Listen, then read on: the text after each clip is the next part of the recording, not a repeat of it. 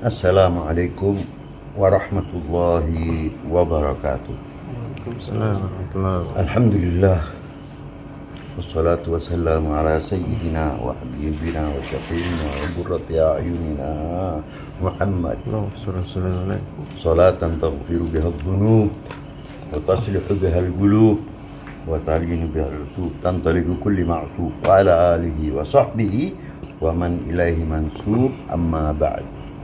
Ayyuhal hadirun rahimakumullah.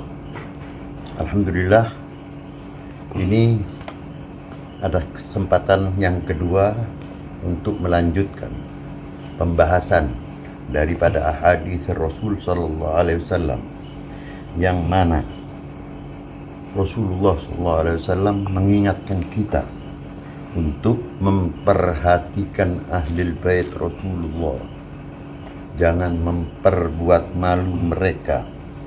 Bahkan di dalam salah satu hadisnya yang diriwayatkan oleh At-Tabarani wal Hakim, di mana Rasul SAW berkata kepada keluarga beliau, "Ya Bani Abdul Muttalib, wahai Bani Abdul Muttalib, inni sa'altullaha fikum ats-tsalath. Sesungguhnya aku telah memintakan kepada Allah Subhanahu wa taala 3 perkara. Ya. An tsabbita qulubakum, agar dijadikan hati kalian tetap kepada Allah Subhanahu wa taala. Wa an yu'allima jahilakum, dan agar Allah Subhanahu wa taala mengajarkan daripada orang-orang yang bodoh daripada golongan kita ahlul bait. Wa yahdi dhallakum, serta memberi petunjuk bagi mereka orang-orang yang menyimpang daripada jalan Allah dari ahlul bait, terutama yaitu dari Bani Abdul Muttalib seberataan. Wa sa'altuhu, dan aku meminta kepada Allah, an yaj'alukum jawda nujada wa ruhama, dan aku minta kepada Allah Subhanahu wa taala agar kalian menjadi orang-orang yang baik, yang istimewa, ruhama, penuh dengan rasa kasih sayang. Falau anna, walaupun ada rajulan, seseorang, safana bainar rukni wal magam, berdiri di hadapan rukun Hajar Aswad, wal magam, yaitu magam Ibrahim, fasalla wa sham, kemudian dia bersembahyang serta berpuasa, thumma mata wa huwa mubghidun li ahli baiti Muhammad, dakhalan nar. Ini hadis adalah suatu ancaman yang diucapkan oleh Rasulullah SAW kepada umatnya agar mereka jangan membenci daripada ahlul bait Rasul SAW, di mana ucapan Rasulullah yang terakhir bahwasanya barang siapa seseorang lelaki dia berdiri melakukan sholat antara Hajar Aswad dan Magam Ibrahim, tempat orang tawaf sekarang, wasoma fasalla wasom, kemudian dia bersembahyang dan berpuasa sehari-hari pekerjaannya, thumma mata, kemudian dia meninggal, wa huwa mubghidun, dan orang tersebut membenci li ahli baiti Muhammad, kepada ahlul bait Nabi Muhammad SAW, dakhalan nar, mereka akan masuk ke dalam api neraka. Walaupun mereka beribadah sepanjang waktu, sehari-hari mereka berpuasa, sehari-hari mereka bersembahyang di depan magam Ibrahim, antara magam Ibrahim dan Hajar Aswad, tetapi di hati mereka ada kebencian kepada ahlul bait Rasulullah sedikit saja, maka Allah Subhanahu wa taala akan memasukkan dia ke dalam api neraka. Ini adalah salah satu hadis yang diucapkan oleh Rasul sallallahu alaihi wasallam agar umatnya memperhatikan dan mencintai ahlul bait. Kami tidak butuh kasih sayang dari kalian dengan harta dan sebagainya, tidak. kami membutuhkan kalian menghormati kami karena kami mempunyai tetesan darah langsung dengan Rasulullah sallallahu alaihi wasallam. Para ulama yang mempunyai ilmu, dari mana mereka mendapatkan ilmunya? Mereka semua mengambil ilmu daripada ahli bait Rasulullah sallallahu alaihi wasallam. Jika mereka mengambil ilmu selain daripada ahli bait Rasul, maka mereka adalah ulama su, ulama yang sesat dan menyesatkan kepada orang-orang yang lainnya. Hadirin rahimakumullah. Ini adalah ancaman. Dan kita janganlah sesuka hati kita mengikutkan atau mendengar pengajaran daripada guru-guru yang tidak bersanad langsung kepada ahlul bait Rasulullah sampai kepada Rasulullah SAW, maka mereka tidak dapat diterima amal ibadah mereka, ucapan-ucapan mereka, semuanya tidak berguna bagi kita yang mendengarnya. Hati-hati. Ini adalah ancaman dari Rasul SAW. Dan Rasulullah SAW bukan berbicara dari hatinya, tidak. Al-Quran sendiri telah mengatakan, وَمَا يَنْطِقُ عَنِ الْهَوَى إِنْ هُوَ إِلَّا وَحْيٌ يُوحَى. Tiadalah Nabi Muhammad itu berbicara daripada hawa nafsunya, kecuali wahyu yang diwahyukan oleh Allah kepadanya. Bisa kita katakan bahwa ini adalah ucapan dari Allah kepada kita semua agar memperhatikan ahlul bait Rasulullah. Tidak ada gunanya kalian bersembahyang. Tidak ada gunanya kalian berpuasa. Tidak ada gunanya kalian mengeluarkan zakat apabila di hati kalian ada kebencian sedikit kepada ahli bait Rasulullah SAW. Maka Allah Subhanahu wa taala akan menolak daripada segala amalan-amalan kalian. Dan ada salah satu hadis lain pula yang mana Rasulullah SAW bersabda, ya, di mana hadis tadi meriwayatkan bahwasanya qala Rasul sallallahu alaihi wasallam, man abghadana ahlal bait fahuwa munafik. Barang siapa yang membenci kami ahlul bait, kata Rasulullah, maka dia adalah orang munafik. Siapa orang munafik? Dikatakan dalam Al-Quran, innal munafiqina fid darkil asfali minan nar. Sesungguhnya orang munafik itu mereka berada di bawah tempat yang paling bawah daripada api neraka. Kalau untuk orang-orang yang kafir yang mengingkari Allah dilempar di neraka jahanam atau al-jahim dan lain sebagainya, tetapi munafik akan dilempar oleh Allah fid darkil asfali minan nar, di tempat yang paling bawah daripada api neraka. Panasnya, a'udzubillah min dzalik. Hati-hati. Saya dengan penuh rasa cinta kepada saudara-saudaraku kaum muslimin yang beriman untuk menjaga perasaan hati ahli bait Rasulullah sallallahu alaihi wasallam, yang mana ucapan beliau adalah wahyu yang diwahyukan oleh Allah Subhanahu wa taala. Jagalah. Urgubu ala Muhammad, kata Sayyidina Abu Bakar. Perhatikanlah keluarga daripada Nabi Muhammad.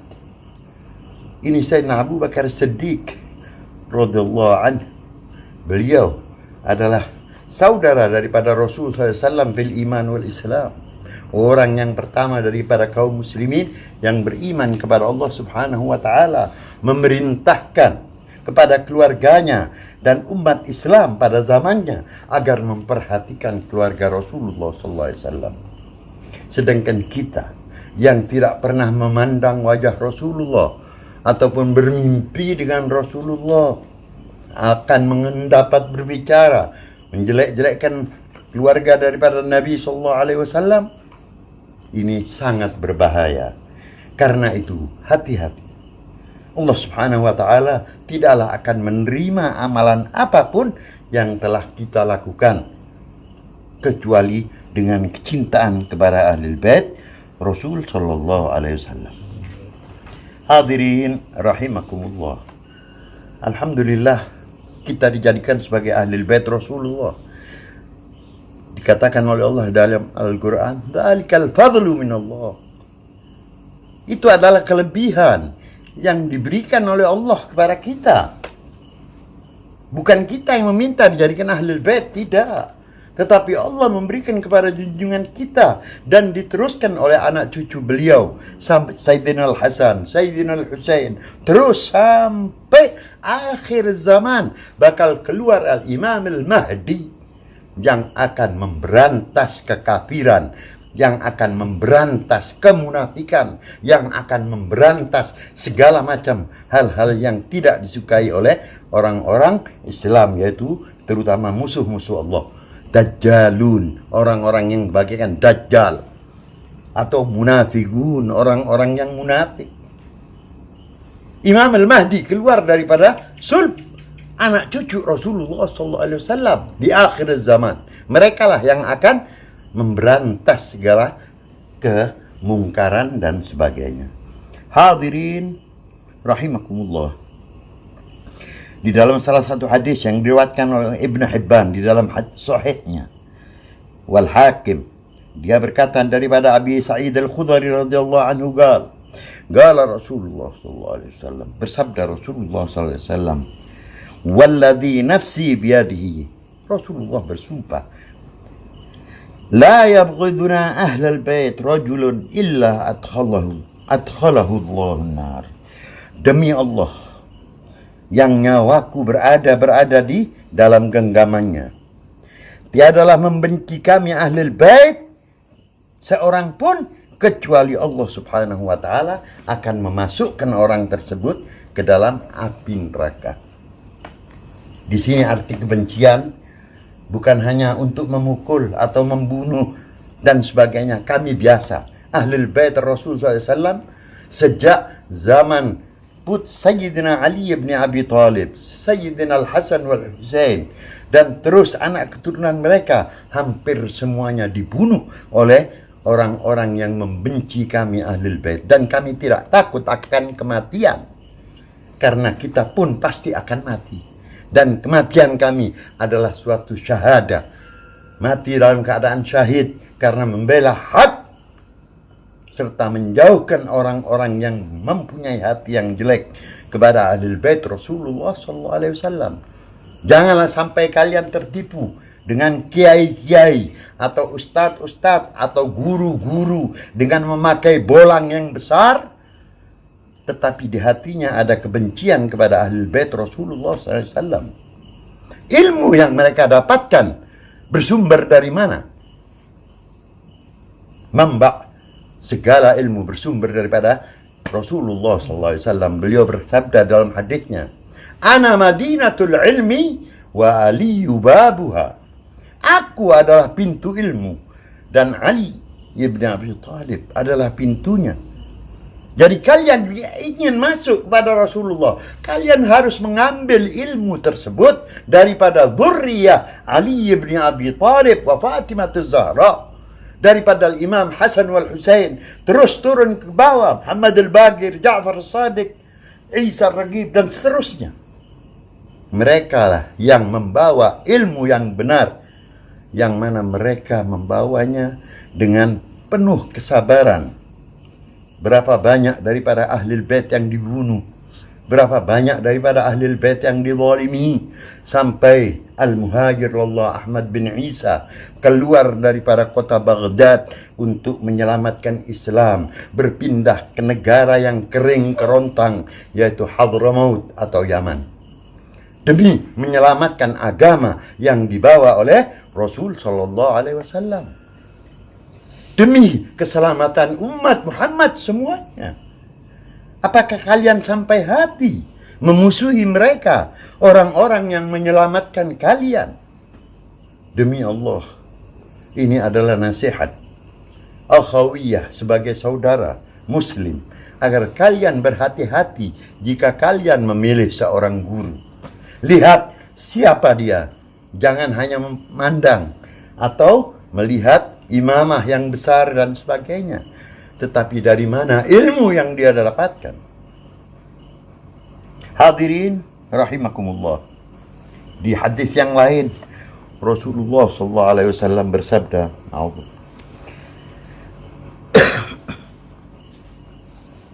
Qala Rasulullah sallallahu alaihi wasallam.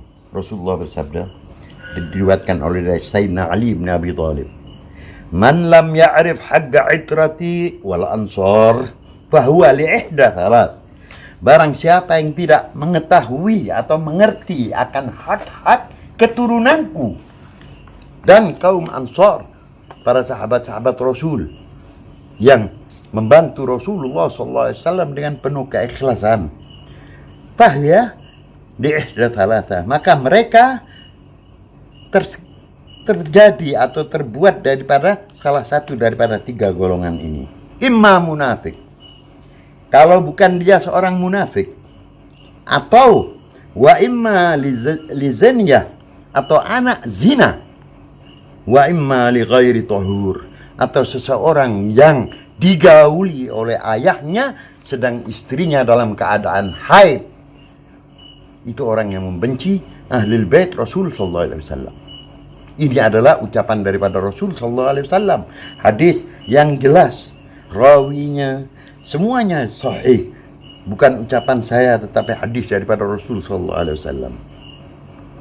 Oleh karena itu hati-hatilah di dalam kalian menjaga akan akhlak kalian kepada ahlul bait Rasulullah. Kami tidak ingin berbicara panjang tentang ahlul bait, tentang kemuliaan ahlul bait. Kami memahami semua apa yang diturunkan oleh Allah di dalam Al-Quran melalui lisan Nabi Muhammad SAW. Kami tidak ada rasa hasad kepada seorang pun daripada guru-guru yang mengajar ataupun para santri yang belajar. Kami tidaklah ada rasa hasad kepada kalian semua. Kami mencintai kalian. Bahkan setiap malam, wallahi, setiap sholat kami selalu mendoakan kalian agar Allah memberikan hidayah. Janganlah kalian memusuhi kami ahlul bait Rasul. Alhamdulillah, Allah memberikan kami hidayah serta rasa kasih sayang sebagaimana Rasulullah SAW. Rasulullah SAW dikatakan oleh Allah dalam Al-Quran, "Wa ma arsalnaka illa rahmatan lil alamin." Sesungguhnya aku tiadalah mengutus engkau wahai Muhammad kecuali sebagai rahmat untuk seluruh alam semesta. Dan kami ahlul bait Rasulullah, demi Allah, karena merasa malu apabila ada seseorang yang sampai dimasukkan oleh Allah ke dalam neraka karena kebencian mereka kepada kami malu berhadapan dengan Rasulullah SAW. Bahkan terkadang kami mendoakan, tetapi saya sangat sakit hati dengan ucapan yang diucapkan oleh Sofwan Nur. Demi Allah, saya tidak ridha. Ini adalah suatu penghinaan dan ini pasti akan dibalas oleh Allah Subhanahu wa taala di dalam dunia sebelum kematiannya nanti di akhirat. Janganlah engkau cuma berpura-pura bertaubat, tetapi di hatimu penuh dengan kebencian. Jagalah. Jangan berharap untuk mendapat syafaat Rasulullah, sedangkan engkau telah menghinakan putri-putri daripada Sayyidatina Fatimah Az-Zahra radhiyallahu anha. Dan juga saya pesankan kepada Majelis Ulama Indonesia terutama, dan yang terutama yang ada di tempat kami ini di Kalimantan Selatan, agar mereka berhati-hati di dalam membicarakan masalah ahlul bait Rasulullah. Ingat, Rasul telah berkata, "Kullukum ra'in wa kullukum mas'ulun an ra'iyati." Hati-hati, kalian semua adalah pemimpin dan setiap pemimpin akan ditanya oleh Allah Subhanahu wa taala tentang rakyat yang dipimpinnya. Jadi kalian, saya harap para guru-guru atau kaum yang memiliki hak dan wewenang dalam hal ini untuk menjaga silaturrahim bainal habaib, bainal ulama, bainal umara, agar mereka dapat berjalan bersama-sama. Janganlah menanam kebencian kepada ahlul bait Rasulullah SAW. Saya rasa cukup Sampai di sini dahulu, insya Allah lain kesempatan saya akan lanjutkan lagi. Wallahul muwaffiq ila aqwamit thariq. Wassalamualaikum warahmatullahi wabarakatuh.